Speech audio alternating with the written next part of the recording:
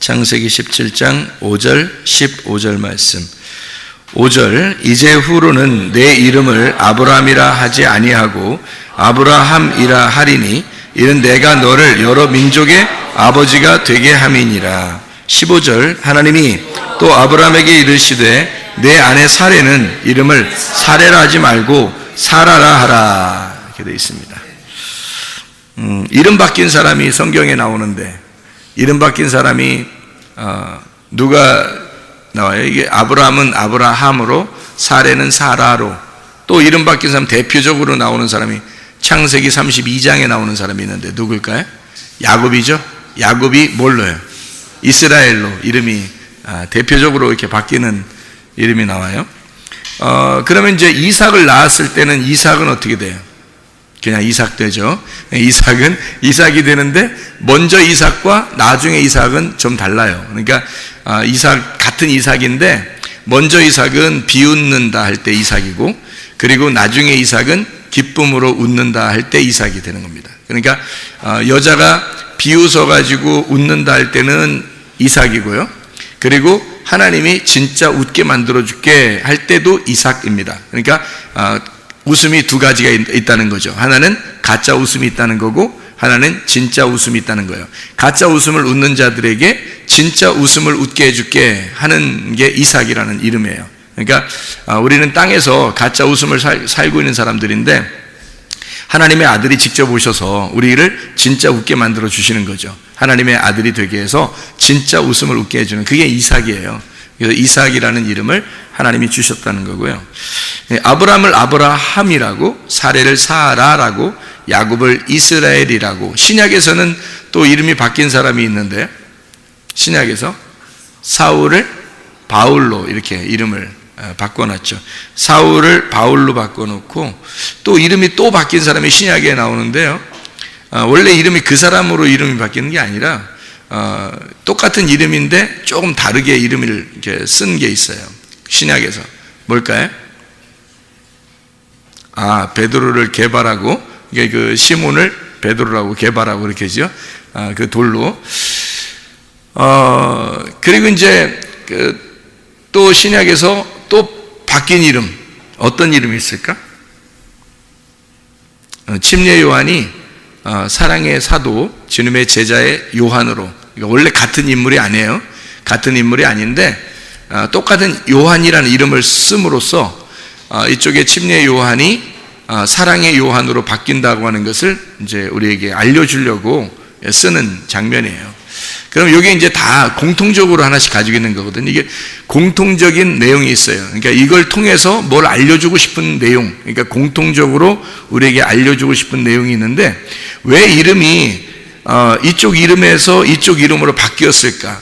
그 어떤 기준이라는 게 있을 거 아니에요. 기준. 그러니까 뭔가 이름이 바뀌는 어떤 기준이 있을 거 아니에요. 그 기준을 뭘로 잡을 수 있을까, 우리는? 이름이 바뀌는 어떤 기준, 그게 뭘까? 뭐를 통해서 이게 앞과 뒤가 이렇게 다르는 거예요, 이름이? 뭐를 기준으로 해서? 할례입니다. 할례.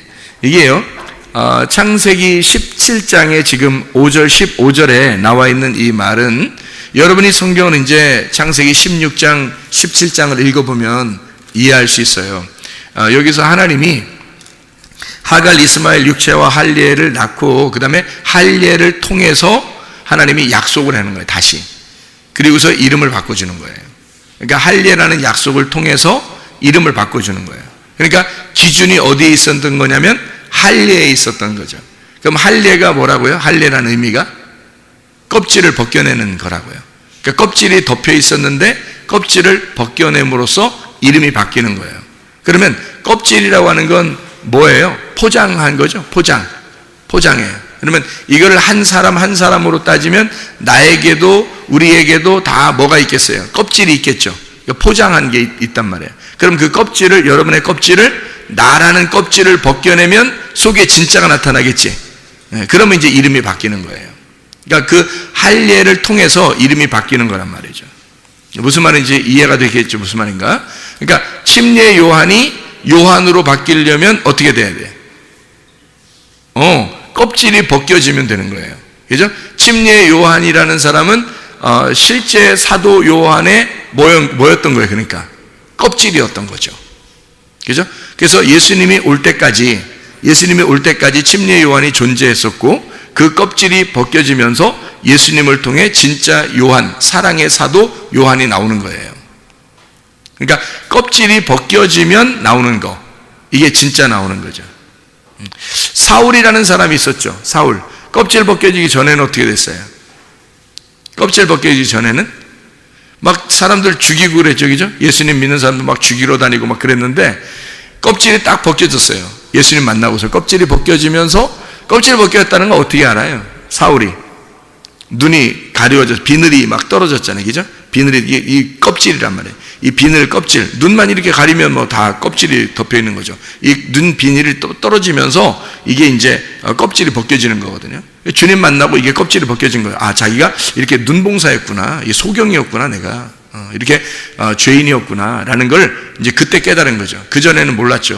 그러니까 자기가 눈 뜬 줄 알았는데, 눈 뜬 자가 이제 죄인인 거고, 눈 감고서 이제 다 보니까 내가 죄인이구나라는 걸 깨닫게 돼서 이 눈을 열어주니까 이제 영의 눈이 열린 거예요.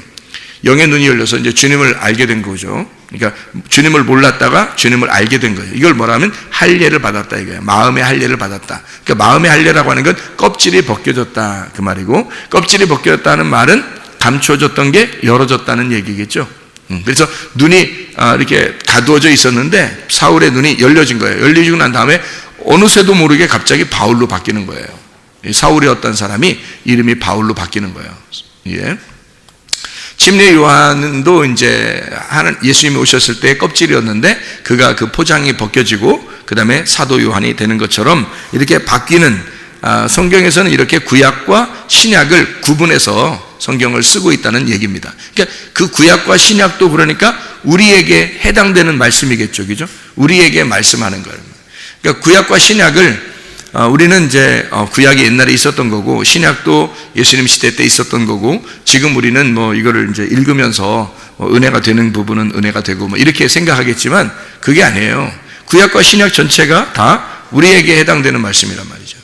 그래서 구약을 사는 사람이 있고 신약을 사는 사람이 있다, 이렇게 된 거죠. 수건을 덮고 사는 사람이 있고 수건을 열고 사는 사람이 있다, 이거죠. 그러니까 수건을 덮어놓다는 얘기는 할례 받기 전을 얘기하는 거고, 수건을 열어놨다라는 얘기는 할례를 받은 후를 의미하는 것이다. 그래서 할례를 기점으로 해가지고 이 앞과 뒤를 BC와 AD로 나눌 수 있어서, 할례를 통해서 그 전은 BC, 주전, 주님이 오시기 전을 얘기하고, 할례를 받는 것을 주님이 오셨다, 우리에게 오셔서 그 AD 이렇게 이야기를 하는 것입니다. 그러니까 복음 안에서 거듭난 사람을 산 사람이라고 그러죠. 그러니까 할례를 받으면 산 사람이 되는 거고요, 할례를 안 받으면 죽은 사람이 되는 거예요. 그럼 할례가 어디서 받으라고 했어요? 몸으로 받는 거예요? 마음으로 받는 거예요? 마음으로 할례를 받으라 했어요. 예레미야 4장 4절에 그러겠죠. 마음의 가죽을 벗겨내라 그러겠죠. 그러니까 가죽을 벗겨내는 거를 할례라 그렇게 말하는 거니까, 이 포장한 거를 찢어내라는 얘기고, 그죠? 껍질을 벗겨라는 얘기고, 뚜껑 열어라 그런 말이거든요. 그러니까 열렸다 이런 얘기예요. 사울이 바울 되었다, 그런 얘기가 되겠습니다. 그러니까 우리는 구약을 사는 사람, 할례 전에 있는 사람들은 뭐를 사는 사람이냐면요, 모세와 엘리야와 침례 요한으로 사는 사람이에요. 모세와 엘리야와 침례 요한, 대표적으로 그게 뭐죠? 율법입니다. 그러니까 율법으로 사는 사람을 얘기하는 거고, 그 다음에 할례 받고 난 다음에는 뭘로 사는 거예요? 마음 가죽을 찢어내면, 이게 마음 가죽이 뭐겠어요? 이게 마음 가죽이라는 게 이게 뭐예요? 도대체 마음 가죽을 찢어라 그러는 게 솔직히 그게 뭐예요? 도대체가 어떻게 찢어, 그 마음 가죽을? 마음을 드러내서 그 속에 있는 가죽을 또 찢어내야 돼. 이거 뭐를 얘기하는 거예요, 도대체가? 가죽을 찢어낸다 이렇게 말하는 거는 여러분이 쉽게 생각을 하면 돼요. 가죽을 찢어낸다 그러면은 휘장이 찢어진다 이렇게 말하면 딱 맞아요. 휘장이 찢어진다. 그러면 휘장이 찢어지면 어떻게 되죠? 성소와 지성소가, 뜰, 성소, 지성소가 휘장이 두 개가 있는데, 그 휘장 두 개가 찢어지면, 그러면 그 휘장 두 개가 뭘 말하는 거예요? 첫 번째 휘장은 홍해바다를 말하는 거고요, 두 번째 휘장은 요단강을 말하는 거란 말이에요. 그러니까 홍해바다와 요단강이 다 열리죠, 그죠? 열리면 애굽부터 시작해가지고 출발해서 가나안 땅까지 다 열려 있는 거죠. 그러니까 이게 열렸다, 눈이 열렸다는 얘기예요. 여기에 막혀 있다 그러면 눈이 가리워졌다 이런 말이고. 그럼 이게 열려야 되겠잖아요, 그죠? 그러니까 열리면 사울이 바울 되는 거예요. 그러니까 가리워지면 이게 율법인 거고, 율법이 열리면서 복음을 깨닫게 되는 거거든요. 그러니까 할례를 받기 전과 할례 받은 후는 굉장히 그 중요한 게 뭐냐면 구원하고 연결되기 때문에 그렇습니다. 거듭남, 구원, 다시 태어남, 구원받았다, 다시 태어났다. 그래서 그거를 이제 성경에서는 지금 예수님 이후의 시대에 우리가 살고 있잖아요. 그러니까 예수님이 죽으심을 통해서, 예수님이 죽으셔서 우리는 그 이후에 할례를 받은 다음에 살아가는, 마음 가죽을 찢어내고 살아가는 사람이니까 휘장이 열렸다는 얘기죠. 그러면 어디에 동참했다는 얘기예요? 어디에 동참했다는 얘기예요? 네? 어디에 동참했다는 얘기예요? 첫째 부활에 동참했다는 얘기죠. 그렇죠? 첫째 부활에 동참했다. 그러니까 예수님의 죽으심과 예수님의 부활에 동참했다 그 말이거든요. 그러니까 이게 할례를 받았다고 하는 게요, 할례를 통해서 마음 가죽을 찢는 겁니다. 우리가 뭐 겉에 옷을 찢는다거나 뭐 몸을 찢는다거나 뭐 이런 의미가 아니에요. 마음 가죽을 찢어냄으로써 휘장이 열리고 그 눈이 열림으로써 우리는 첫째 부활에 동참하는 거다. 이게 이제 여러분한테는 막연하게 생각이 될 수 있는데, 성경이라고 하는 건요, 믿음이라는 단어가 어때요? 추상적이죠. 사랑이라는 단어 어때요? 추상적이죠. 천국이라는 단어는요, 다 추상적인 거예요. 성경에서 말하는 구원, 믿음, 소망, 사랑, 천국 다 추상적인 단어예요. 성경에서 단어는. 그러니까 이게 실제로 이게 손에 쥐는 게 아니라 마음으로 알게 돼야지만이 아는 이 단어들이란 말이에요. 천국도 마찬가지고요. 그죠? 그러니까 이게 마음으로 열리지 않으면 뭔가 알겠는데 말은 못하겠지만 뭔가 마음으로는 알겠어. 뭐 이런 게 있죠. 말은 잘 못하겠는데 마음으로는 뭔가 좀 알겠어. 뭐 이런 때가 있죠, 여러분. 그거예요, 바로. 사랑이라는 단어도 그래서 그게 그 사랑이라는 정이라는 게요, 겉으로 말한다고 사랑이 아니란 말이에요. 속에 뭔가 느낌이라는 게 있는 거예요. 소망도 마찬가지고 믿음도 마찬가지예요. 천국도 마찬가지예요. 그러니까 이런 모든 것들은 겉으로 표현하는 게 아니고요, 속에 뭔가가 있는 거예요. 그 믿음이 속에 뭔가가 있는 거야. 그래서 마음 가죽을 벤다 이렇게 얘기하는 거고, 그 마음 가죽을 뱄을 때 뭔가는 모르지만 내 영이 눈을 떴다는 얘기야. 내 눈이 부활했다는 얘기예요. 그래서 살아났다. 뭔가 좀 알 것 같다. 이게 성경이라는 걸 좀 알 것 같고 하나님 마음을 알 것 같다 이거예요. 그게 이제 열리기 시작하는 거예요, 이게 지금. 그러니까 홍해바다가 열리기 시작하고, 홍해바다 열리기 전에는요, 애굽에 살면 광야가 뭔지를 몰라요. 홍해바다가 열리면 광야로 와가지고 광야가 이렇게 생겼구나 알게 되는 거죠. 요단강을 건너가면 가나안 땅이 그렇구나라는 걸 알게 되는 거예요. 근데 요단강 안 건너가면 모르는 거예요. 그러니까 이게 다 열리는 역사.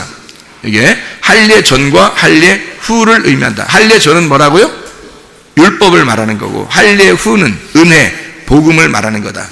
이런 얘기죠. 그러니까 할례 전으로 오셨던 주님이 십자가 못 박혀 죽으심으로 부활하시고, 그게 할례를 받으셔서, 그리고 그 후에 부활하셔서 우리는 그 안에 살아가는 사람이니까 율법 안에 오신 예수님을 복음으로 만나서 살아가는 사람들이다, 우리가.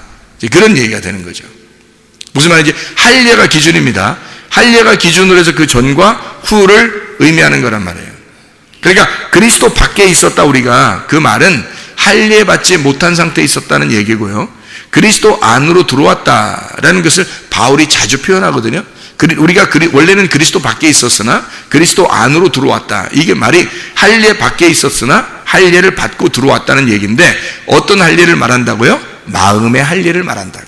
그러니까 눈을 우리가 감은 자였는데 눈을 뜨게 되었다. 자, 우리가 그리스도를 잘 몰랐는데 그리스도를 알게 되었다. 그런 의미가 되는 거죠. 자, 사람이 떡으로만 살고 있었는데 하나님의 입으로 나오는 말씀이 무엇인지를 알고 살게 되었다. 이게 할례 전의 사람은 떡으로 사는 거고요. 출애굽기 때 이제 막 만나가 내리잖아요. 그게 다 떡이에요. 원래는 그게 떡이고요.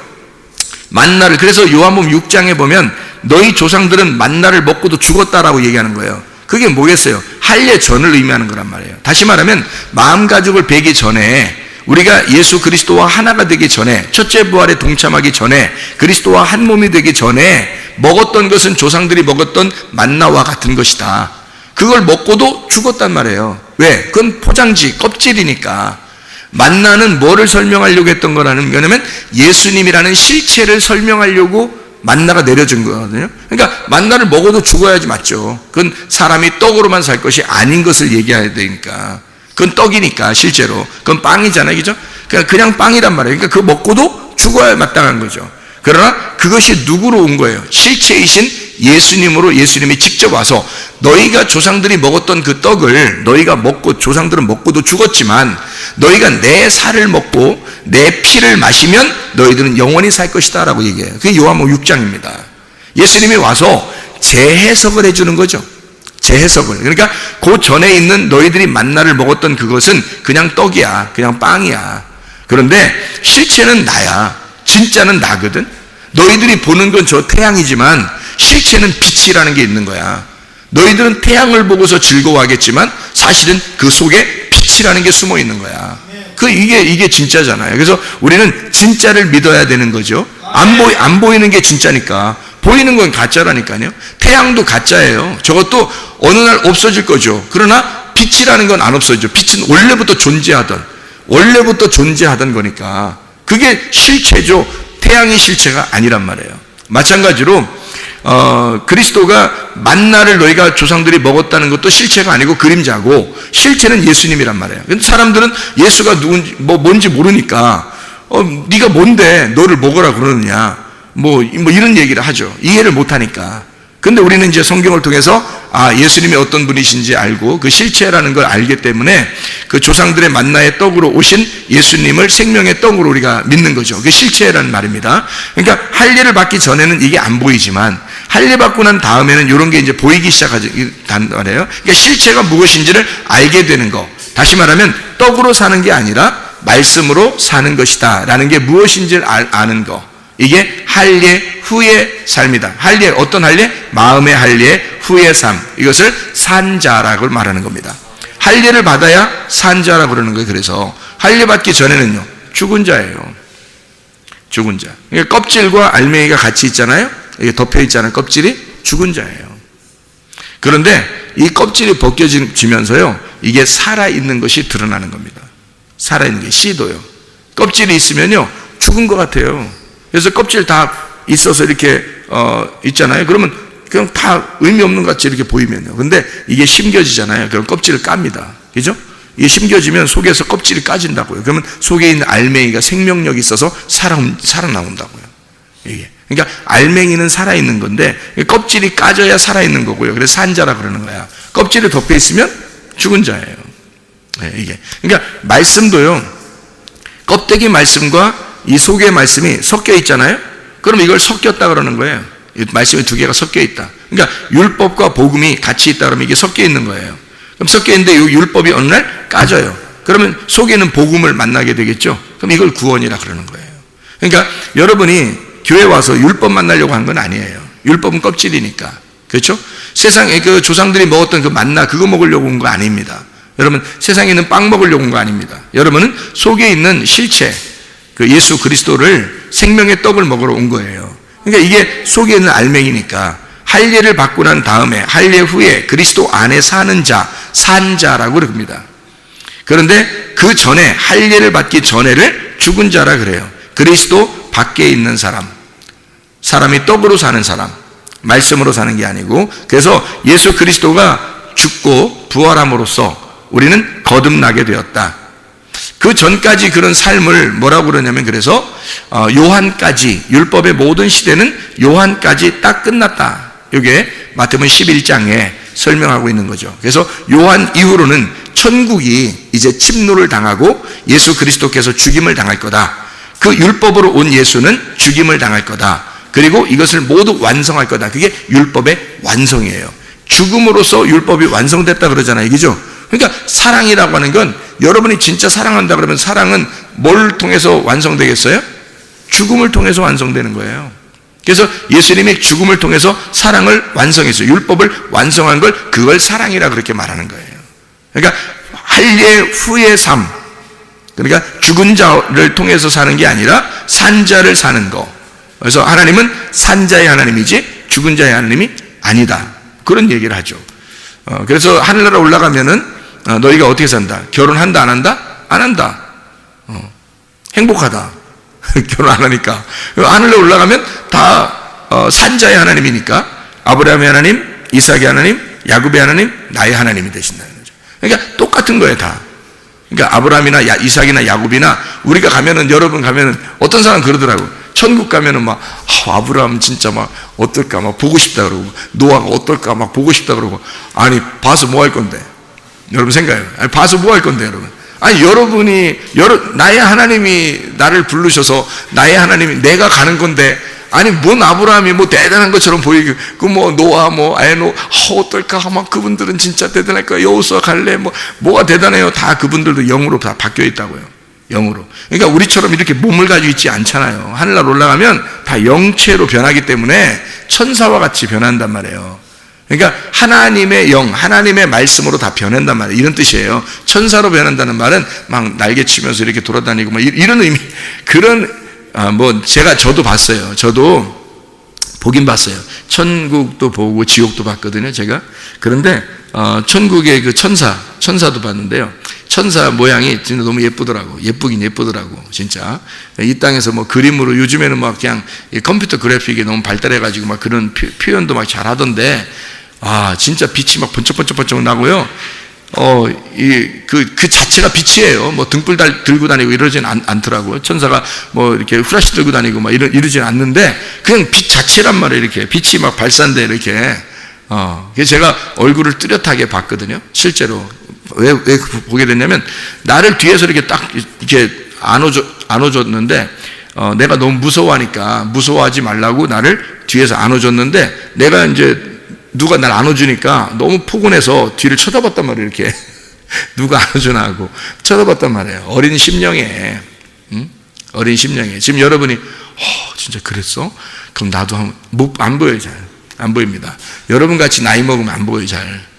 나이가 먹어가면 벌써 잘 안 보여요. 그래서 이게 벌써 많이 이렇게, 이게 많이 딴 잡스러운 생각들이 많이 들어와 있기 때문에 잘 안 보이는 거예요. 어린애들이 잘 본다는 거 아니에요. 그래서, 그죠? 저도 어릴 때 봤는데, 그때가 초등학교 2학년 때, 초등학교 5학년 때, 뭐 이런 식인데요. 이게 딱 들어보니까 막, 세상에, 눈, 코, 입이 다 있는 거예요. 눈, 코, 입이 다 있는데 안 보여. 여러분, 이게 설명이 되냐고. 설명 안 돼요. 영체니까 설명이 안 됩니다. 분명히 저는 봤어요. 눈도 봤고, 코도 봤고, 눈썹도 보고, 입도 봤어요. 그리고 머리카락이요, 금발이야. 금발. 이게 뭐, 여러분이 생각해도 미국 사람인가 보다, 그런 게 아니에요. 금발이라고 표현하는 것은 이게 그냥 금같이, 순금같이, 그런 금 같은, 그런데 또 떡 쪘다 이렇게 생각하지 마세요. 이렇게 떡 쪘다, 금으로 이렇게 또 떡 찐 것도 뭐 비싸긴 하겠지만 그런 머리는 아니에요. 이렇게 날려가는 그런 머리인데, 뭐라고 표현하면 이게 머리가 있는데 없는 것 같은 그런 빛이에요. 그냥 빛이에요. 빛 자체예요. 이게 빛으로 나타나요. 얼굴에서도 빛이 너무 광채가 나니까 눈, 코, 입 분명히 있는데 안 보이는 거 있잖아요. 옷을 입었어요. 하얀 옷을 입었는데, 그 하얀 옷이, 저는 성경에서 흰 세마포 입은 사람은, 여러분, 그러니까 결혼할 때 흰 세마포 입는다, 하얀 드레스 입는다 이렇게 생각하겠지만, 여러분, 저는 이 드레스를, 그 천국의 흰 세마포를 직접 본 사람이라요. 그 어떻게 생겼냐면, 이게 하늘한데 이게 속이 안 비치는 거예요.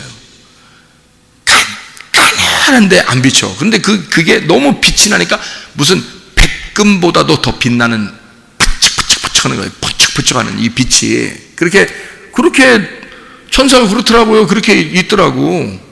뭐, 날개가 있는 천사도 봤고, 날개가 없는 천사도 봤는데요. 날개 없는 천사는 옷을 그렇게 착 입었고, 날개 있는 천사도 옷을 입었는데 그 뒤에 이렇게 큰 날개 같은 게 있더라고요. 뭐, 성경에 있더라고, 그런 게 또. 그래서 그냥 나는 이제 본 건데, 그 봤다고 뭐 대단한 뭐 그런 건 아닌 것 같아요. 성경의 그 천사들은 우리의 종이라고 그랬는데 뭐 자기 하인 하나 봤다고 뭐 굉장히 막 나 하인 봤다, 나 모처럼 나 멀리 갔다가 왔는데 우리 하인이 날 맞아줬다 뭐 이러면서 여러분 자랑하는 사람 봤어요? 주인이? 그런 거 없죠. 그러니까 천사는 그렇다 그러는데 어쨌든 제가 말하는 것은 천사는 이런 것 같더라고요. 그렇게 내가 막 야 천사 뭐 넌 내 뭐 하인이야, 내 부하야, 뭐 내 말 잘 들어 뭐 이것도 까부는 것 같아요. 그것도 그 천사를 직접 보면 여러분 그런 말 못합니다. 천사를 직접 보면 그런 말 못해요. 천사는 제가 성경을 이렇게 잘 이렇게 깨달아 보니까 천사는 하나님의 영이에요. 하나님의 영이고 뭐 누가 부인할 사람 없죠. 하나님의 영이고 하나님의 영은 하나님의 말씀이에요. 그래서 하나님의 사자, 하나님의 천사 이렇게 말하는 거예요. 그 하나님의 말씀이더라고요. 그러니까 이게 형체가 우리 눈으로 이런 육안으로 볼 수 있는 이런 형체가 없더라고요. 그냥 빛이에요. 그게 영이고 말씀이란 말입니다. 그게. 그러니까 우리가 영체로 다 바뀌어져 가요. 천국에 가면. 그러니까 이런 모습이 아니에요. 여러분 이 땅에서 뭐 좀 못생겼다고 불안해할 필요 없습니다. 사람들한테 인정하세요. 나 못생겼다. 나 그래 뚱뚱하다. 나 뭐 키 작다. 나 그렇지만 내가 마음만큼은 내가 마음을 넓히려고 그러고 내가 마음만큼은 내가 아름답게 살려고 그래. 뭐 이러면 되잖아요. 뭐 이렇게 막 자기의 뭐 이렇게 부족한 점 때문에 막 사람들과 비교해서 막 괴로워하고 그럴 이유가 없어요. 우리는 사실은 우리가 영체로 바뀔 때는 다 모두 다 똑같아져요. 에녹 제가 그렇게 그걸 왜 아냐면 에녹 천사와 같이 변한다니까. 에녹, 노아, 뭐 아브라함, 이삭, 야곱, 나 다 똑같이 변한다는 거예요. 그게 똑같은 거지 뭘 그렇게 서로 비교해가지고 그 사람들은 우리가 가서도 막 아브라함 뭐 노아 뭐 얼굴이나 한번 만져볼게요 뭐 이런 식으로는 아니란 말이에요. 그런 건 아니에요. 천국은 그런 게 아니라 모두 다 똑같이 변한다. 다 천사처럼 변한다. 그렇게 그 아름다움 그 빛으로 변하고 그 영체로 변하고 그 말씀으로 변한다. 그래서 하늘나라는 말씀의 나라예요. 영의 나라란 말입니다. 그러니까 영으로 말씀으로 우리가 바뀌어서 사는 나라가 천국이에요. 어떤 이런 그 장소나 시간이나 어떤 공간 이런 개념이 없어요. 천국은요. 그래야 진짜지. 그걸 갖다 어떤 진짜 어떤 별에 있고 어떤 공간에 있고 막 이런 식으로 얘기하면 좀 섭한 거예요. 진짜 섭섭합니다. 성경이 그런 식으로 우리를 그렇게 시간과 공간을 제한해 놓고 그렇게 성경을 이야기한다면 진짜 천국이라는 개념을 잘 모르는 거죠. 그렇죠? 진짜 천국은 영이고 말씀입니다. 제가 이게 분명한 것이고 그거는 뭐 변함이 없겠죠. 성경이니까. 어쨌든 할례 전과 할례 후에 죽은 자와 산 자 사이에서 죽으신 주님께서 우리를 위해서 이렇게 살아가시는, 그래서 내가 그리스도와 함께 그 믿음으로 살아가는 것, 이것이 할례를 받은 삶이란 말이에요. 그러니까 마음의 문이 열린 거고 마음이 찢어져서 열려서 할례를 받은 사람으로서 성경이 열린 상태로 살아가게 된다. 알게 돼서 하나님 말씀이 무엇인지를 깨닫고 살아가는 것, 이것을 마음이 열렸다 이렇게 이야기하는 것이죠. 그러니까 우리는 할례 전과 할례 후 무슨 이야기인지 아시겠죠? 무슨 말인가? 자, 그러면 할례 전과 할례 후를 창세기 17장에서는 뭐라고 얘기했다고요? 아브람, 그리고 할례 받은 후는 아브라함이라고 약속하는 거죠. 하나님이. 그래서 네가 아브라함으로 할례 받은 후에 아브라함으로 할 건데, 그러면 아브라함으로 바뀌면 너 부인도 바뀌어야지. 그래서 사례를 사라로 할 거야 이렇게 하는 거죠. 그러니까 할례 받기 전에는 누구를 낳았어요? 이스마엘을 낳습니다. 누구를 통해서? 하갈을 통해서. 사레나 사라를 통해서는 아기를 못 낳죠. 그죠? 사레였을 때는 아기를 못 낳습니다. 근데 사레가 아브라함이 할례를 받으니까, 할례를 받는다는 것은 뭐예요? 껍질, 포피를 이렇게 제거하는 걸 말하는 거죠. 껍질이 제거되니까 그 다음에 어떻게 해요? 껍질 제거된 그 씨, 진짜 알맹이에서 그 사라를 통해서 아브라함이 그 진짜 씨를 나오게 된 거죠. 그게 이삭입니다. 그러니까 할례 받기 전에 아들은 이스마엘이고요. 창세기 17장, 16장, 17장을 여러분이 자세히 보면 이해를 할 수 있습니다. 할례 받기 전에 아들은 이스마엘이고요. 할례 받은 이후에 아들을 약속하는데 그게 바로 이삭입니다. 그러니까 할례 받고 난 다음에 주는 거예요. 이삭을. 괜히 그러는 게 아니겠죠. 그러니까 아브람이 낳는 게 아니라 아브라함이 낳는 거고요. 사레가 낳는 게 아니라 사라가 낳는 거예요. 이삭을. 여러분, 그러면 이게 뭐에 기점이 있다고요? 할례에 기점이 있다고. 할례는 어디 받는다고? 우리 마음에 받는 거라고. 그래서 우리 마음판에 할례를 받음으로써 아브람이 아브라함이 돼야 하고 사레가 사라가 돼야 된다는 것입니다. 자, 이것을 이제 여러분에게 설명을 좀만 더 할게요. 아브람이라는 이 아브람이라는 단어가 무슨 단어냐면 아브람, 이게 고귀한 아버지라는 단어입니다. 고귀한 아버지. 어비람에서 나온 단어인데요. 어비람. 이게 높음의 아버지입니다. 높음의 아버지. 혼자예요. 혼자 높다는 얘기예요. 혼자 왕이란 얘기예요. 혼자 높다, 왕. 고귀한 아버지라는 단어인데 이게 아부룸에서 나온 단어인데요. 이게 아브롬이라는 단어가 이게 무슨 단어냐면요. 아부가 아버지, 우두머리라는 단어고 아버지 알죠? 아버지. 우두머리라는 단어고 룸이라는 단어가 떠받친다, 높다, 일어난다라는 단어입니다. 그러니까 이 아브람이라는 단어는 굉장히 높은 위치의 사람을 얘기하는 거예요. 이 사람이 원래 이스라엘에 오기 전에, 이 가나안 땅 오기 전에요. 원래 어디에 있었냐면 이쪽에 어디에서 이렇게 원래 오게 된 거냐면 이 사람들이 그러니까 수메르 문명 알죠, 여러분? 수메르 문명. 그러니까 수메르 문명이 이쪽 중근동 지역의 문화였단 말이에요. 가나안 땅에 오기 전에 이 아브람이라는 사람이 아브람 이름 자체가 여러분 잘 생각해봐요. 이름 자체가 수메르 문명에서의 그 이름들 이게 홀로 아주 높이 있는 그 아버지를 얘기하는 거죠. 왕족 같은 그런 사람에게 붙여지는 그런 이름이에요. 이 아브람이라는 이름이요. 그러니까 아브람이라는 사람은 그냥 평범한 사람은 아니란 얘기예요. 이 이름 자체가요. 그럼 사레는 뭘까? 사레가 사라이라는 단어인데 사라이가 지배하는 단어입니다. 사라이. 사르라는 단어에서 나온 거거든요. 이 사르라는 단어가 뭐냐면 두목, 수령, 통치자, 주인이라는 단어예요. 그러니까 이 사레라는 단어가요. 사라르에서 나온다. 이게 주권을 소유하다는 단어고 통치하다는 단어입니다. 이게 여러분 누구한테만 이게 쓰는 단어냐면요. 왕족에게, 귀족들에게 쓰는 단어입니다. 이 이름이요.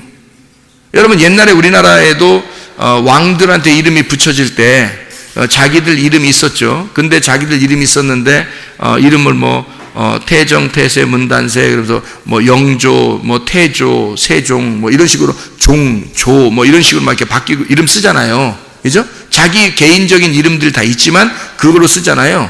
그런 이름들이에요. 몽골 가면은 여러분, 몽골에 가면은 칸이라는 이름이 있습니다. 칸, 징기스칸 할 때 칸이 있잖아요. 칸이라는 게 황제예요. 몽골의 왕족들이 칸입니다. 그러니까 칸은 징기스칸이거든요. 그러니까 칸이라고 하는 이름을 가진 자들은 왕족인 거예요. 그러니까 징기스칸의 후손들, 칸이라는 이름을 가진 자. 그러니까 그런 나라들이 꽤 많아요. 근데 이 스베르 문명에서 사레라고 하는 이름은 왕족, 적어도 귀족 출신이란 말이에요. 이 사람이. 그러니까 그런 사람들이 하나님께서 진짜 부르시면서 그들의 모든 것을 다 이렇게 잃어버리게 혹은 전쟁이 일어나서 수메르 문명이 이제 몰락하게 되면 이 사람들은 죽은 목숨이거든요. 왕족들은 죽은 목숨이니까 이 사람들이 도망치다시피 해서 나오지 않으면 그러면 불가능한 이 사람들이거든요. 그러니까 사레나 아브라함은 사실 그쪽의 문명에서는 굉장한 사람들이었는데 이 사람들이 아마 시대별로 그 시대쯤에서요 수메르 문명이 무너집니다. 그게요. 그래서 무너지는 왕족들, 귀족들이 도망쳐 나오지 않으면 안 되는 상황, 그걸 하나님이 만드신 거예요. 그래서 아브라함과 이 사레가 나오게 됐는데 그거를 자기들이 왕족이라는 사실을 숨기고 살아야 되겠죠. 아니면 어디 가서 발각되면 문명이 바뀌어버리면 죽임당하거든요. 그죠? 그래서 자기의 신분을 숨기고 살아가는 이런 사람들. 그러니까 근데 이름을 딱 보면 알죠. 이름을 들어보면 알죠. 몽골에 가면 칸이라는 이름을 가지면 그건 왕족인 거죠. 이해가 됩니까? 무슨 말인가? 그러니까 한국에서도 그때 당 조선시대에 무슨 이시성을 가졌다든지, 그죠? 조선시대에 이시성을 가졌다든지, 그 다음에 이시성을 가졌는데, 그 뒤에 그 글자가, 이렇게, 이름이 이렇게, 그걸, 이름을 서로 이렇게 똑같이 자녀들을 이름을, 뭐라 그래요? 돌림자를 갖다 이렇게 들어보면 이게 왕족인지 아닌지 금방 알잖아요. 이시 조선에서도, 그죠? 그런 것처럼, 몽골에서도 마찬가지. 이게 사레와 아브람은 그냥 이름 자체로 봐서는요, 왕족입니다. 이름 자체로 봐서는. 이게 왕족이에요. 그러니까 하나님이 이런 사람들을 불렀단 말이에요. 불렀어요. 그럼 이 사람은 어떻게 하겠어요? 너 왕족, 너 홀로 귀한 자인데, 너 홀로 귀한 자인데, 이제는 모든 사람들의 귀한 자로 만들어주겠다. 그러니까 너의 나라는 망했지만, 이제 너의 새로운 나라를 만들어주겠다. 새로운 너의 자손, 너의 백성들을 다시 만들어주겠다라는 약속의 이름이 아브라함입니다. 아브라함. 너의 나라가 무너지고, 너의 나라는 무너졌어요. 아브라함의 나라는 무너졌어요. 사레라는 나라는 무너졌습니다. 그러면 아브라함을 만들겠고 사라를 만들겠다는 이름은 다른 이름이에요. 아브라함이라는 이름은요, 무리의 아버지입니다. 그러니까 여러 사람들의 아버지예요. 홀로 왕이 아니라 모든 사람들의 아버지. 이렇게 바꿔놓는 거예요, 이름을. 그리고 이게 아부하고 라함인데요. 아부가 아버지, 우두머리라는 단어고요. 라함이라는 게 인구가 조밀하다, 인구가 많다라는 말입니다. 그러니까 수많은 사람이 너의 자손을 통해서 나오게 될 거고, 하나님의 영적인 하늘의 별과 같은 자들이 많이 나올 것이다 라고 하는 것이, 하나님의 백성들이 나올 것이다, 너를 통해서 나오게 될 것이다 라고 하는 게, 홀로 너 혼자 왕이었으나 이제는 너의 나라는 없어지고 하나님의 백성, 하나님의 나라의 우두머리를 만들어 주겠다, 이런 얘기예요. 그런 아버지를 만들어 주겠다. 그게 아브라함. 그래서 아브라함과 이삭과 야곱의 아버지가 하나님이 되시는, 그 하나님이 이렇게 이름을 바꿔주는, 사레가 사라로 바뀐단 말이에요. 사라라는 이름이 사라입니다. 사라, 여주인이에요. 왕비라는 이름이고요. 왜냐하면 주인이 남편이 이제 무리의 아버지가 됐으니까. 그러니까 백성을 주겠다는 얘기 아니에요, 그죠? 너 그냥 홀로 왕이었었는데 왕족이 다 멸망하고, 아브람, 사레 왕족이 다 멸망하고 지금 도망쳐 나온 사람들이란 말이에요. 근데 자기들 신분을 숨기고 살아갈 수밖에 없는 사람들이란 말이에요. 쫓겨가는 사람들. 이 사람들을 하나님 불러가지고 이제 너의 백성을 만들어 주겠다. 그러니까 이 여자는 사라라고 하는 사라는요, 여주인, 왕비를 만들어 주겠다는 얘기고요. 다시 백성을 주겠다. 하나님의 백성을 너에게 허락해 주겠다라는, 여주인, 사르에서 나온 주인, 여주인에서 나온 단어예요. 그래서 많은 그 백성들을 다스리는 그런 아브라함과 사라, 이렇게 이름을 바꿔주겠다. 자, 이게 어떻게 해서 바뀐 거라고요? 할례를 받기 전과 할례를 받은 후의 삶이란 얘기예요. 여러분과 저도 그럼 어떻게 되게 됐어요? 여러분의 이름에서 누구의 이름으로 바뀌어야 되겠죠? 예, 할례를 받고 난 다음에 예수의 이름으로 바뀌어야 되는 거죠. 우리에게 새 이름이 돼야 된다는 얘기예요. 새 이름이 우리에게 와야 된다는 얘기예요. 그러니까 우리의 옛날 이름이 아니라 새로운 이름이 우리에게 주어져서 바뀐 삶, 부활의 삶, 첫째 부활에 동참하는 삶을 살아야 된다. 그러니까 새 이름을 받고 살아야 된다는 얘기죠. 그러니까 그 전에 나의 이름으로 사는 게 아니고, 나 홀로 잘났던, 자기 이름들이 왜 어떻게 된 거냐면, 여러분 이름이 독특하죠? 다. 그죠? 자기 이름이 있죠. 그럼 여기서 누구 이렇게 강 누구 부르면 네 그러죠. 임 누구 부르면 네 그러죠. 또 김 누구 부르면 이렇게 네 그렇게 할 거란 말이에요. 그죠? 이 세상에서 그 이름을 가진 사람은 꽤 돼요. 똑같은 이름도 막 있잖아요. 왜? 하도 사람들이 많으니까 막 이름도 헷갈려가지고 다 자기 이름, 똑같은 이름 안 쓰려고 하는데 어떻게 써지는 거죠. 그죠? 써지는데 그런 이름들이 있는데 그래도 그 사람만큼 독특한 사람이란 말이에요. 그죠? 이 사람 그 이름을 가진 여기에 사는 누구, 그 사람 누구 이렇게 해서 거기 독특한 그 사람이 된단 말이에요. 그죠? 그런데 예수 이름으로 바뀌면요. 여러분 생각해 보세요. 예수 이름으로 우리가 바뀐다 그러면 어떻게 될까?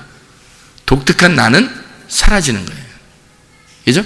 내가 홀로 왕이었었는데, 내가 홀로 그래도 내가 내 주인이었는데, 내가 나를 다스리는 그래도 나만큼은 어디에 사는 나는 나인데, 근데 없애버려요. 그래서 예수 이름으로 바뀌잖아요? 그럼 다 예수야. 나만 바뀐 예수인 줄 알았더니 저쪽도 예수야, 이쪽도 예수고, 다 예수가 돼버리는 거야. 예수로 바뀌어버린 거야. 그러면요, 예수로 바뀐 사람들은 다 하나입니다. 그렇기 때문에 내가 없는 거예요. 이게. 그러니까 보세요. 할례 전이 없어져 버리는 거예요. 그죠? 껍질이 없어져 버려요. 알맹이만 남는 거고, 주님 안에 부활에 동참하게 되니까 그 전에 아브라함이 아니고 이제 아브라함이 돼버려서 하는 거죠. 사레가 아니라 사라가 되는 거예요. 나 홀로 독특한 나인 줄 알았는데 알고 보니까 내가 독특한 게 아니라 그냥 예수더라. 예수. 그러니까 이 예수라는 이름, 새 이름으로 우리가 바뀌어야지만이 하늘나라 올라가는 거예요. 그러니까 하늘나라는 내 나라가 아닌 거야. 하늘나라는 누구의 나라인 거예요? 아버지의 나라인 거예요. 아버지의 아들, 그 이름을 예수라 하라. 구원자다. 임마누엘이라 하라. 그러니까 임마누엘의 도시예요. 거기가 임마누엘 도시. 거기가 예수시란 말이에요. 임마누엘 도시, 예수시. 거기가. 그래서 우리나라는 없는 거예요. 우리나라, 내 나라, 나라는 나라가 없어져요. 그래야 천국 올라가요. 내 나라가 아니니까. 내가 살아있으면, 내 이름이 살아있으면 어떻게, 어떤 사람이 진짜 천국 보고서 난 진짜 한심하게 자기 이름을 누가 거기 써놨다고 그러고 보니까 금으로 이렇게 책을 이렇게 돼 있는데 거기 자기 이름이 있더래. 또 어떤 목사님 이름이 또 써 있더래. 근데 그 목사님이 하도 이제 중간에 욕심을 내가지고 이름 글자 두 글자가 이게 지워지고 있더래야. 그 앞에 성만 남아있고. 진짜 때려주고 싶어. 성경을 그러니까 순 엉뚱하게 보는 거예요. 생각해요. 이게 생명책은 어떻게 생겼겠어, 그럼? 금으로 다 생명. 이렇게 써 있어야 돼? 그래야 생명책이냐고. 성경에, 예수님이 그러면 예수님도 생명이라는데, 예수님도? 예수님이 생명이잖아. 예수님이 길이요, 진리요, 생명이잖아. 그러면 예수님이 쭉 엎드려서 나 길이야, 나 밟어. 그 다음에 진리야, 나 진리. 그 다음에 나 생명. 금으로 이렇게, 여기다 이렇게 그 옷 같은 거 이렇게 금으로 단추 같은 거 이렇게 해가지고 생명 이렇게 이렇게 다니고 이래야 되는 거야? 그게 무슨 생명이냐고. 생명은 사망과 반대를 설명하려고 생명을 쓴 거잖아요. 진리는 거짓과 반대를 설명하려고 진리를 쓴 거고. 그래서 예수님이 뭐냐면 그분이 진리인 거야. 그분이 생명인 거고, 나는 거짓인 거고 나는 사망인 거고. 이해가 돼야죠, 그죠? 나는 길을 잘못 들은 거고 예수님이 길인 거고. 이게 성경에 분명히 우리가 깨달아야지. 난 진짜 한심한 게, 사람들 한심한 게, 성경을 다른 데는 다 그냥 상징적으로 보면서 천국에 가면 금은 보아, 길이 다이아몬드로 돼 있고, 창문이 보석으로 돼 있고, 이렇게 이제, 그런 거는 글자 그대로 믿으려고 그래요. 한심한 게. 왜 그러냐면, 왜 그렇게 믿으려고 하면 이 사람들이 욕심이 있어. 이 땅에서 금을 갖고 싶었던, 은을 갖고 싶었던, 이 보석을 그렇게 갖고 싶었던 사람이니까, 이게 교회 다녀보니까 없거든. 안 주거든, 누가. 이게 안 생기거든. 그러니까 하늘나라에 가서는 그 글자대로 좀 됐으면 좋겠다. 그 글자 그대로 나한테 주겠지 하고 기다리는 거예요. 성경 전체를 보면 말이에요. 다 상징이에요, 어떻게 보면. 그죠? 성경. 구원도 추상적인 단어, 상징. 믿음도 상징적인 단어죠. 그죠? 소망도, 사랑도, 천국도 다 상징적인 단어예요, 이게. 그러니까 그 실체라고 하는 게 보이지 않는 거기 때문에 그걸 설명하기 위해서 글자를, 이런 단어들을 사용한 거예요. 보석이란 단어를 사용한 거고. 그래서 태양이라는, 안 보이니까, 빛이 안 보이니까 태양을 통해서 빛을 설명하려고 태양을 그려놓은 거예요. 우리에게 주신 거란 말이에요. 태양을 보면서 빛이 뭐라는 걸 알아라, 이거죠. 그런데 빛이 빛을 발견 안 하고 태양을 숭배한단 말이에요, 사람들이. 그러니까 이게 엉뚱하게 되는 거죠. 그러니까 성경에 나와 있는 진짜 믿음을 모르고 또 진짜 천국을 모르고 진짜 보석이 뭔지를 모르고 이 땅에 있는 것을 기대하는 거예요. 그러니 이게 천국을 그 사람들이 아는 거냐고. 모르는 거죠. 믿음이 뭔지도 모르고 사랑이 뭔지도 모르고 구원이 뭔지도 모르는 거죠. 안 보인 거니까 그건 어차피. 그거를 말은 못해도요, 마음으로 깨달아지는 게 있다니까요. 그게 실제로 있어요. 그걸 누가 주는 거냐면 성령이 와서 주는 거예요. 성령이 와서 주는 걸 할례 받았다 그러는 거야. 할례 받기 전에는 이게 이해가 안 돼. 실제로 보석이 보여야 이해가 되고 태양이 보여야 이해가 되고요. 이게 천국이라는 게 진짜 보여야, 이게 천사도 막 진짜 보여야 믿게 되는 거예요. 그런데 그거 안 보이고 예수님 그저 부활하고 난 다음에 도마한테 뭐래? 보지 못하고 믿는 자들이 복되도다 하시니라 그랬잖아요. 그게 더 복된 거거든요. 근데 그걸 안 믿어지니까, 할례 받기 전이니까 이 눈이 안 열린단 말이에요. 그러니까 순전히 내가 보여야 믿는 거예요. 도마같이 처음에 보여야 믿는 거죠. 그런데 예수님이 와가지고 보지 못하는 자들이 보지 못하는 게 더 복되고 그렇게 믿는 자도 더 중요한 거다, 이런 얘기잖아요.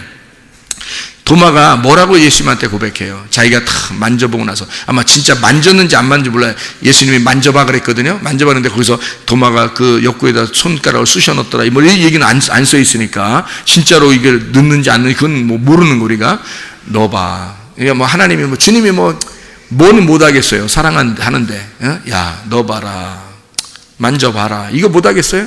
그런데 도마가, 여러분 같으면 어떻게 해요? 여러분이 도마 같으면 막 쑤셔, 이렇게 손가락을 막 가운데 쑤셔버리고 옆구리 막 찔러버리고 막 이렇게 해보는 거예요. 이렇게 옆구리 찔러서 막 이렇게 간지럽히고 해보는 거예요. 진짜로? 그럴 필요가 없죠. 도마가 아마 만졌다는 얘기는 없어요. 만지라고는 했지, 하나님 예수님께서 만지라고 했는데 만졌다는 얘기는 없어요. 안 만지고도 이제 어떻게 해요? 자기가 얼마나 미안하겠어요, 그죠? 그러니까 주님, 내가 정말 나의 주인이시며 나의 하나님이십니다. 이게 진짜 이 성경에서요, 이 성경 전체에서 가장 위대한 고백입니다. 그게 나의 주인이시며 나의 하나님이십니다 라고 고백했어요. 그게 우리들의 고백이 돼야 되는 거거든요. 나의 주인이시며 나의 하나님이십니다, 이런 고백. 이게 어떻게 할 때 고백이 나오는 거냐면 내 가슴이 찢어질 때, 내 마음에 할례를 받았을 때 내 가슴이 찢어지고, 그러니까 이게 보지 못해도 느껴오는 거예요. 마음이 느껴오는 거 있겠죠, 그죠? 그게 성령님이 와서 그를 갖다가 만져주시는 거죠. 그게 이해할 수 있도록 해주시는 거죠, 그죠? 그게 우리에게 마음의 할례를 받은 자들에게 오는 하나님의 축복이다. 그것을 우리가 이해했으면 좋겠습니다. 그래서 할례 받은 다음의 삶, 우리의 진짜 평안한 삶, 하나님 안에서의 삶을 우리가 살아야 된다. 이게 아브라함에서 아브라함으로, 사레가 사라로 바뀌는 축복. 이것은 아브람으로 살 거냐, 우리가 아브라함으로 살 거냐, 사레로 살 거냐, 사라로 살 거냐, 이런 차이점이죠. 그러니까 이게 뭐냐면요, 로마서 우리가 7장을 오늘 새벽 예배 때 봤는데 잠깐 보고 마치도록 할게요. 로마서 7장 12절을 한번 봐봐요. 로마서 7장 12절 말씀 뭐라고 되어 있냐면 이렇게 되어 있습니다. 이로 보건대 율법은 거룩하고 계명도 거룩하고 의로우며 선하도다, 이렇게 되어 있습니다. 율법은 선한 겁니다. 마치 소낙비가 내리듯이, 단비가 내리듯이 비를 맞는 것과 같이 아주 선한 거예요. 율법 자체는 아주 선한 거란 말입니다. 그 율법이라는 건. 그래서 율법이라는 말씀이 없이는 주님이 오시지 못해요. 그래서 율법 안에서 예수님이 오셨다 그러죠. 그 비를 통해서 진짜 비가, 생수가 무엇인지를 우리에게 위에서 내려오신 진짜 생수가 예수님이고, 그 비가 내려오는 것은 소낙비와 같은 율법입니다. 그러니까 그 율법을 통해서, 율법 안에서 그 진짜 비가 되시는 복음, 예수 생수가 내려오셨다라는 얘기를 해주는 거거든요. 그래서 율법이라는 게 거룩한 거예요, 여러분. 그래서 율법 안에서 죄를 깨닫기 위해서 율법이 있는 거죠. 자, 우리가 24절, 25절만 읽고 마치도록 하겠습니다. 로마서 7장 24절, 25절 말씀. 자, 여기서 보니까 뭐라고 되어 있냐면요, 오라 나는 곤고한 사람이로다. 이 사망의 몸에서 누가 나를 건져내랴. 우리 주 예수 그리스도로 말미암아 하나님께 감사하리로다. 그런즉 내 자신이 마음으로는 하나님의 법을, 육신으로는 죄의 법을 섬기노라 이렇게 되어 있습니다. 이거 잘 이해해야 됩니다. 잘 이해하지 못하면 성경을 잘 오해할 수 있고요. 이게 무슨 말인가 이렇게 생각돼요. 왜냐하면 여기서 바울이 이제 자기는 곤고한 사람이다라고 얘기했고, 그 다음에 죄의 법이 나를 이끌어간다 이렇게 돼 있기 때문에 이제 사람들이 생각할 때는 그래, 바울도 사람이니까 죄를 졌을 거야 이렇게 생각한단 말이에요. 이렇게 생각하죠, 그죠? 그런 사람도 있어요, 그죠? 그리고 바울이 얼마나 거기에 대해서 고민하고 힘들어하고 이랬을까라고 생각한단 말이에요. 곤고한 사람이로다 이렇게 얘기했으니까 난 곤고한 사람이야, 누가 날 건져줘, 뭐 이런 얘기 했잖아요, 그죠? 그래서 여기서 자기가 마음으로는 하나님의 법을 섬기지만 육신으로는 죄의 법을 섬긴다, 뭐 이런 얘기를 했거든요. 이게 여러분 잘 이게 이해하셔야 됩니다. 로마서 7장 24절에 곤고한 사람이라는 말은요, 탈라이포로스라는 단어입니다. 이 탈라이포로스라는 단어는 영속적인 시련, 계속 찌른다는 말이에요. 옆에서 계속 찔러요. 그러니까 괴로운 거지, 그죠? 이게 무슨 말이냐면요, 곤고한 사람이라 이 말은 어떤 때 쓰이는 거냐면 전쟁에 패배해서 포로로 잡혀간 사람, 전쟁에 패배해서 포로로 잡혀간 사람이에요. 그게 곤고한 사람이란 단어입니다. 그러니까 이 곤고한 사람이란 단어는 전쟁에 패배해서 포로로 잡혀가니까 자기의 의지가 아무것도 없다는 얘기입니다. 자기 의지가 아무것도 없다. 내 의지는 없어졌다. 나는 내가 아니다. 이런 얘기예요. 이게 곤고한 사람이라는 단어입니다. 그러니까 자기가 비참한 상태가 되었다. 나는 내 의지가 없으니 나는 처절하고 비참하다. 나는 전쟁에서 패배했고 나는 포로로 잡혀간다. 이런 얘기예요. 그게 곤고한 사람이란 말이에요. 이 말이 무슨 말이냐면, 여러분, 전쟁에 패배했다 그러면 성경에서 진짜 패배한 사람이 나와요. 어디 나오죠? 창세기에 보면 야곱이라는 사람이 하나님하고 싸우죠. 하나님하고 전쟁한 겁니다. 하나님하고 싸워요. 싸워서 이겼어요, 졌어요? 이겼다고 그랬죠, 그죠? 근데 이겼다고 그랬는데 실제로 이긴 것 같아요. 막 TKO 패 당한 거예요. 사실 TKO 패입니다. 권투를 하더라도 그렇다겠죠. 권투를 하더라도 쌍코피 나면 일단 수건 던지고 끝난 거죠, 그죠? 그러니까 쌍코피 터진 정도가 아니에요. 야곱이 당한 것은 하나님이 그걸 이렇게 이게 당수 같은 거 하나님이, 그래서 싸우다가 이렇게 이게 자꾸 이제 막 안 노니까 한 번 당수에, 한 방의 당수에 그냥 이게 다 꺾여 나갔다 그랬죠. 여기 엉치뼈가 분절어 나니까 머리끝에서 발까지 중에서 가장 강력한 그 뼈가 여기랍니다. 이 엉치뼈. 여기, 그러니까 허리 밑에 바로 있는 거, 요 뼈 있잖아요. 그거래요. 가장 강한 그 두꺼운 그 뼈가요. 그거를 뼈 치셨으니 여러분 생각해보세요, 이거. 나중까지 죽을 때까지 사는데, 그때 당시에 정형외과도 없고, 진짜. 그거 어떻게 사냐면, 지팡이 짚고서요, 쩔룩쩔룩 하면서 그 보통 쩔룩쩔룩 거렸겠어요? 이게? 그때는 수술이 안 되니까요. 그냥 이게 뭐 나섰더라. 그때 그다음부터는 한 이틀 됐더니 뼈가 붙어서 그냥 이렇게 막 걸어 다녔더라. 이런 얘기 없잖아요, 성경에. 항상 힘들었다. 지팡이 들고 다녔다. 내가 인생 참 힘들게 살았습니다. 막 이렇게 고백하고 그러잖아요, 야곱이, 그죠? 그 말은 진짜 힘들었다는 얘기거든요. 자, 야곱이 그렇게 살게 됐을 때 정말 막 하나님이 쳐서 패배시켰는데, 그거를 하나님 뭐라 하겠다고요? 승리했다라고 얘기하잖아요, 그죠? 너 이겼다. 그래놓고 이름이 바뀌었어요. 어떻게? 야곱이 이스라엘로 바뀌었잖아요. 그러면 바울이 여기 곤고한 사람이라, 나는 곤고한 사람이라는 말은 전쟁에서 패배해서 포로로 잡혔고 나는 비참하고 처절한 사람이다 라는 얘기는 무슨 얘기일까요? 반대로 말하면 나는 승리한 사람이다 라는 말이죠, 그죠? 나는 승리한 사람이다. 내가 전쟁에 패배했기 때문에 나는 승리한 사람이다. 야곱이 하나님에게 패배했기 때문에 그는 이긴 자가 되었고 이스라엘이 되었다. 자, 하나님하고 싸워서 여러분 이기면 돼, 안 돼?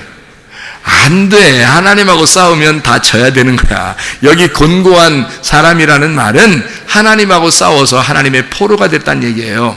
하나님하고 전쟁에서 완전히 패배했다는 말이야. 그러니 반대로 말하면 우리는 이스라엘이 되었다. 바울은 이스라엘이 되었다. 이긴 자가 되었다. 승리자가 되었다. 자, 그런데 어떤 승리자예요? 패배한 승리자야. 무슨 말인지 알겠죠? 그냥 승리자가 아니라 패배를 경험한 승리자. 진짜 하나님으로부터 죽임당한 승리자란 말이에요. 그게 곤고한 사람이라는 이 해석입니다. 이거 잘 이해하셔야 돼요. 그래야지 이게 이해가 되지. 그냥 아우 바울이 힘들었는가 봐 사는 게 이런 거 아니에요. 그런 말 아니라고. 이게 잘 이해하셔야 돼. 이게.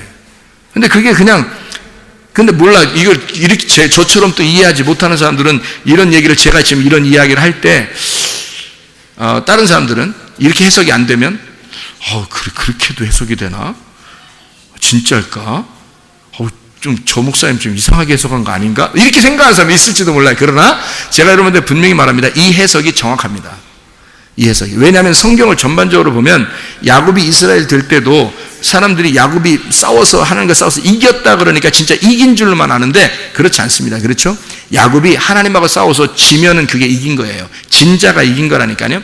이 땅에서는 패배하고 지고 전쟁의 포로가 되고 비참해져야 하나님 안에 승리한 자입니다. 그게 성경에서의 승리자예요. 이긴 자예요. 그러니까 하나님하고 싸워서는 무조건 없어져 버려야 돼. 그냥 납작 엎드려 버려야 되고 포기해야 되고 자기가 포로가 돼 버려야 돼. 완전히 패배해야 된단 말이에요, 이게. 그래서 마태복음 24장에 돌 하나도 돌 위에 남지 않고 성전을 다 어떻게 한다고 했어요? 돌 성전 싹 무너뜨리겠다. 그 돌 성전이 누군데? 나예요. 나로 오신 예수님이라고요. 그래서 그 예수님을 죽어버리잖아요. 그죠? 그 예수님을 죽여버린다고요. 그렇게 패배한 거예요. 십자가가 어떻게 보면 어떻게 사람을 죽이는 거니까, 십자가가 죽이는 거니까 패배시키는 거죠. 그죠? 근데 예수님 어떻게 했어요? 그 십자가가 자기를 죽여라. 그래, 죽여라 해서 패배당한 사람들은 밑에서 야, 우리가 예수를 죽였다 드디어. 그러니까 자기들이 승리한 줄 알았지만 예수의 십자가는 자기가 패배한 것 같았지만 예수님의 십자가는 뭐예요? 승리의 십자가가 됐단 말이에요. 패배한 승리자. 세상 사람들이 말하는 패배자인데 승리자가 됐단 말이지. 야곱은 세상에서 볼 때는 다리 쩔룩쩔룩거리고 형편없는 사람이 됐지만 하나님 안에서는 승리자가 됐단 말이에요. 바울도 스스로 곤고한 자가 되었다. 어떻게? 하나님으로부터 패배한 자, 전쟁의 포로가 되고 전쟁에 끌려가는 자.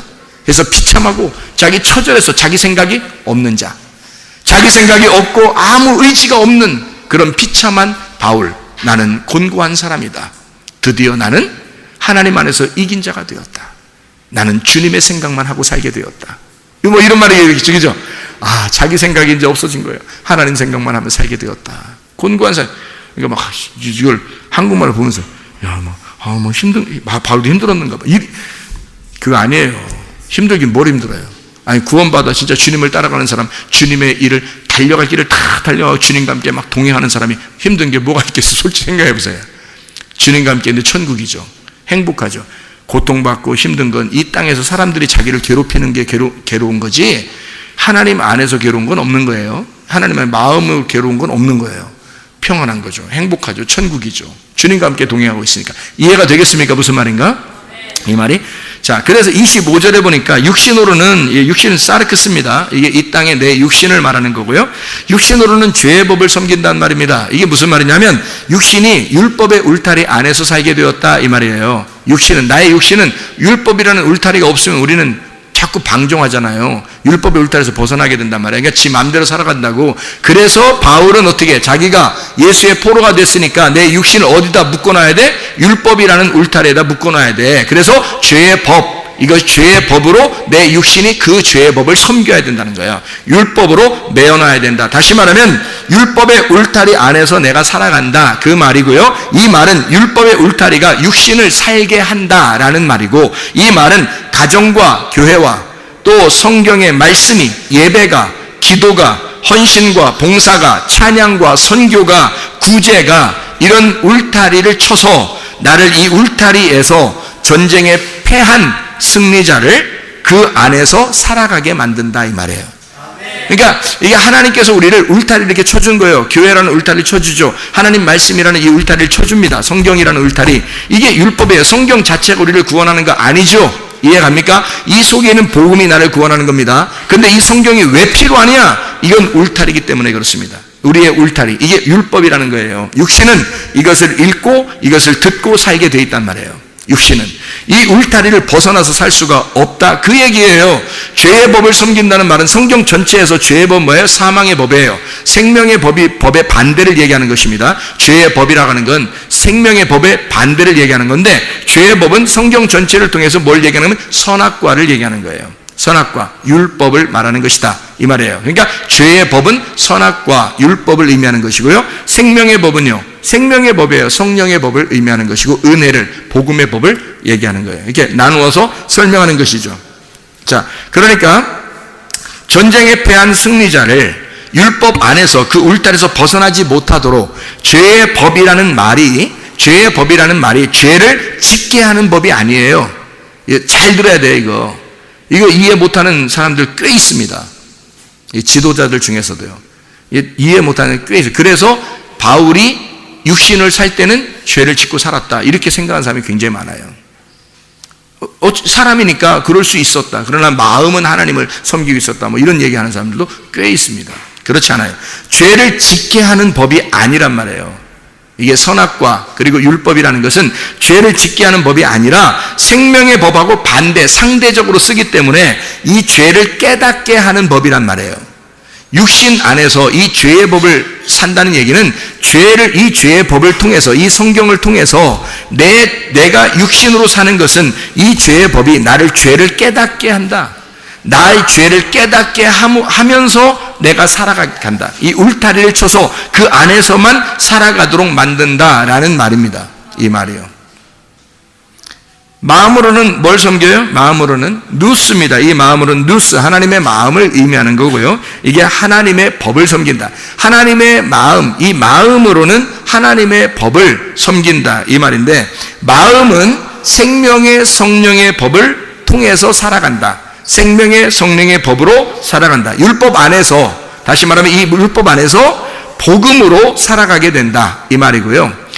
죄의 법 안에서 나는 육신으로는 죄의 법을 섬기지만 마음으로는 하나님의 마음 안에서 생명의 성령의 법으로 살아간다. 율법 안에서 복음을 알게 되고 그 복음으로 살아간다. 율법을 먼저 알게 됐지만 이 먼저 안 율법을 알게 되고 그 안에서 복음을 발견해 예수로 살아가게 된다 이 말입니다. 이게 25절의 말씀이에요. 율법 안에서 오신 예수가 누구인지를 발견했다. 그 보화, 감추어진 그 보화를, 율법이라는 그 죄의 법 안에 있는 그 생명의 법이 무엇인지를 발견해서 육신으로는 죄의 법을 보고 있었는데 마음으로는 그 성령의 법이라는 속에 있는 이 말씀을 깨닫게 되어 이 예수 그리스도가 누구인지를, 복음이 무엇인지를 알게 되었다. 그 안에서 살게 되었다. 그래서 이 말은 죄의 법 그리고 하나님의 법, 이 말은요 두 가지가 합해서 율법 안에서 우리는 복음으로 살아간다. 하나님의 성경 안에서 우리는 복음이라는 예수를 발견하여 살아간다. 우리는 예수로 살아간다. 그래서 섬긴다라고 되어 있는데 이 섬긴다는 말이 둘료오입니다. 둘료오라는 말은 예속되었다. 내가 속했다는 말이고 속박됐다는 얘기입니다. 자, 둘로스 종, 노예에서 나온 단어인데요. 이게 데스모테리온이란 동굴, 감옥에서 나온 구속하는 곳, 이렇게 딱 가둬놓는 그런 의미입니다. 옛날 감옥처럼. 데스몬, 끈으로 묶어, 끈, 올가미입니다. 올가미로 딱 묶어서 쇠사슬, 족쇄를 채웠다, 이런 의미에서 나온 단어고요. 데오, 이게 묶다, 동이다에서 나온 거예요. 자, 보세요. 그러면 섬긴다는 이 둘료라는 단어는요, 뭔가 나를 묶어놓고 산다는 얘기예요. 바울이 이렇게 얘기하는 것은 자기 육신은 율법이라는 죄의 법이 자기를 묶어서 산다는 얘기예요. 그래서 자기는 그걸 섬긴다. 그러니까 그걸, 이 율법이라는 걸 육신은 따라간다는 얘기예요. 여러분, 교회 오늘 저녁 예배 이렇게 나오셨죠? 나와서 예배를 드립니다. 자, 육신이 어떻게 된 건가요? 율법에 매여 나온 겁니다. 그죠? 율법에 매여서 나온 거예요. 이게 이렇게 섬기는 거예요. 나쁜 일 한 겁니까? 이게 율법이라는 게 막 죄의 법, 그러니까 막 몸이 막 나쁜 짓 하고 뭐 이렇게 살아갈 수도 있어. 인간이니까 육신적으로 살아가는 거야. 뭐 이런 거예요, 이게? 아니에요. 율법이라는 그 울타리를, 교회라는 울타리를 쳐줬고, 여러분에게 가정이라는 울타리를 쳐줬고, 성경 말씀이라는 울타리를 쳐놓은 거예요. 기도, 예배, 찬양, 이런 울타리를 쳐놓은 거예요. 구제, 선교, 감사, 울타리를 쫙 쳐놓은 거죠. 그 안에서 육신이 따라가는 겁니다. 그걸 섬기는 거예요. 묶여 있는 겁니다, 거기에. 우리는 여기에 묶여 있잖아요. 그런데 그거로 우리가 구원받는다? 그건 아니죠. 그건 죄의 법이잖아요. 그건 육신을 묶어내는 거고, 묶어서 섬기라고 하는 거고요. 육신은 그거 아니면 방종하니까 그 울타리를 막 벗어나서 내 마음대로 뭐 그냥 컴퓨터나 하고 게임이나 하고 놀고 막 그렇게 살면 육신이 어떻게 망가져 버립니다. 방종하니까. 진정한 자유가 아니니까. 그냥 율법이 딱 나를 감싸고 그 안에 우리가 왔어요. 교회로 왔어요. 이렇게 말씀을 들어요. 이 성경 말씀을 이렇게 듣는데 그 안에 뭐가 발견돼요? 예, 마음에서 하나님의 법이 발견되는 거예요. 복음이 발견되는 거예요. 예수가 발견되는 거예요. 그 율법 안에서 복음이 발견돼서 그 복음이 나를 구원하고 복음으로 내가 살아간다는 말입니다. 이 말씀이에요. 그러니까 할례받기 전과 할례받은 이후는 전혀 다르죠. 아브람으로 살 거냐 아브라함으로 살 거냐. 네가 하나님의 말씀을 깨닫기 전으로 살 거냐 하나님의 말씀을 깨닫고 그 말씀 안에 있는 복음으로 살 거냐. 네가 사례로 살 거냐 사라로 살 거냐. 너 홀로 왕으로 살 거냐 너는 사라지고 네 의지가 꺾여 예수 그리스도에게 사랑의 포로가 되어 그분에게 진정한 패배한 승리자가 되고 그리스도 안에서 이긴 자로 주님과 동행하다가 주님 만나시기를 바랍니다. 우리 하나님 아버지 사랑과 은혜를 감사드립니다. 하나님 아버지, 우리가 진정으로 마음의 가죽을 벗겨내고 그리스도 예수 안에 알맹이로 살아갈 수 있도록 인도해 주시옵소서. 하나님 말씀의 내용을 깨달아 하나님 마음과 하나가 되어 주님과 동행하다 주님 만나게 하옵소서. 예수 그리스도 존귀하신 이름 받들어 기도 올리옵나이다. 아멘.